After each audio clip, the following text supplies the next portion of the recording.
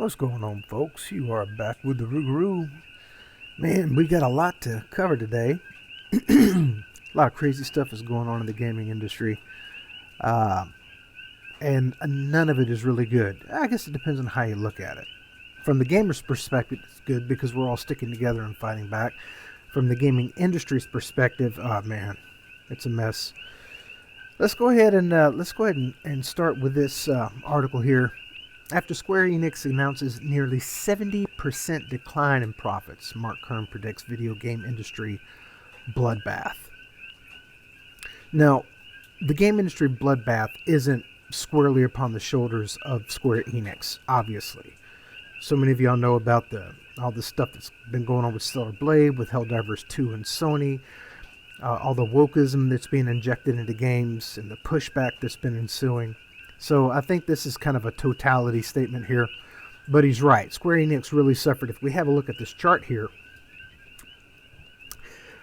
year over year, they went down 70%. And then here just the past few days, they've gone down 17%. So that's definitely a downturn, and it is not indicative of what's going on with the stock market as a whole right now. So yeah, Square Enix is suffering a little bit here.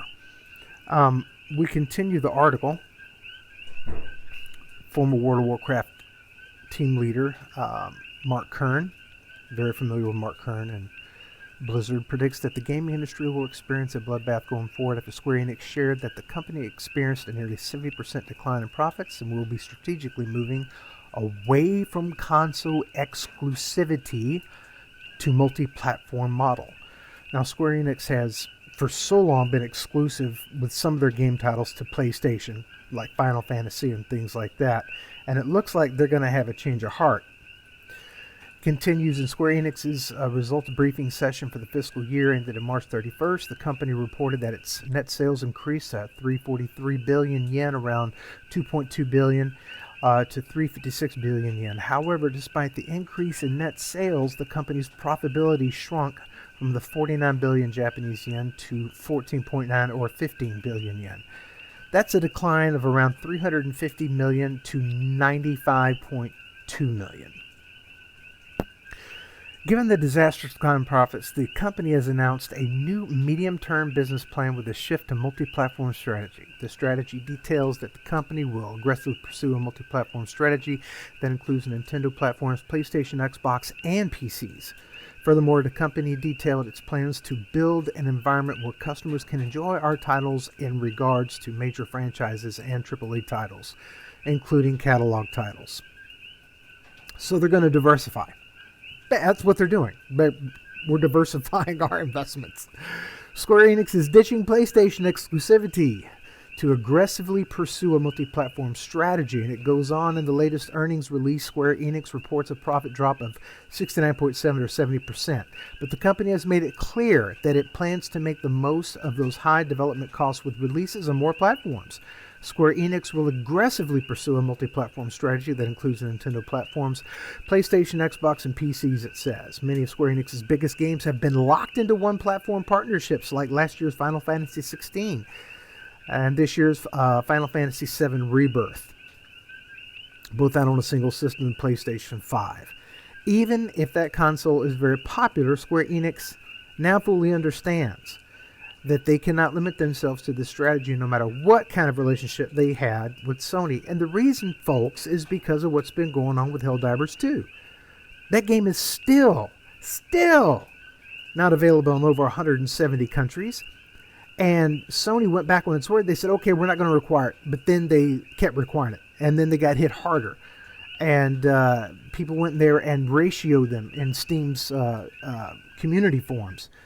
And they're just, I don't know why they're fighting tooth and nail.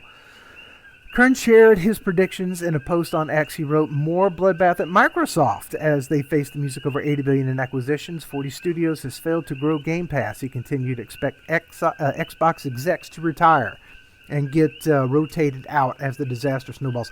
Yeah, because Xbox has been suffering too. You know, Microsoft has been having a big issue. They spent a lot of money on a bunch of studios that aren't making money for them.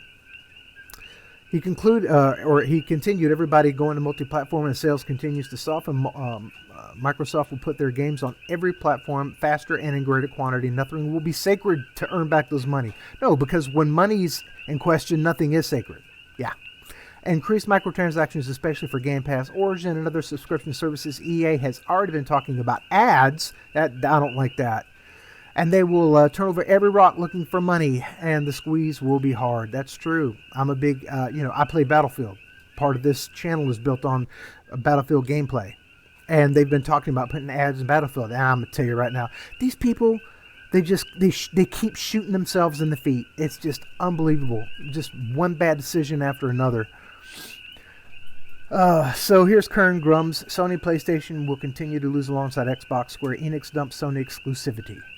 Square Enix profits dropped over 15%, and they're going multi-platform. So, yeah, and that's what they're going to do, folks. You see, the problem is they've had their financiers like BlackRock, Vanguard, and these other woke banking firms that are giving the money. Then you have people like Sweet Baby Inc. coming in with their DEI, pushing it in their games, and then their games fail not because of gamers, but they like to blame gamers, but because they're putting their emphasis on politics instead of making a good game. So now they're going to be turning over every stone. So he continued to call for gamers here to don't buy any more AAA titles for the next 2 years. I doubt that's going to happen, but you never know. Play your Steam backlog. You will send a very clear message. I think everybody's sending a pretty clear message right now. But, I mean, I get what he's talking about. You're not going to get their attention until you hit them in the pocket, because these people live in an echo chamber.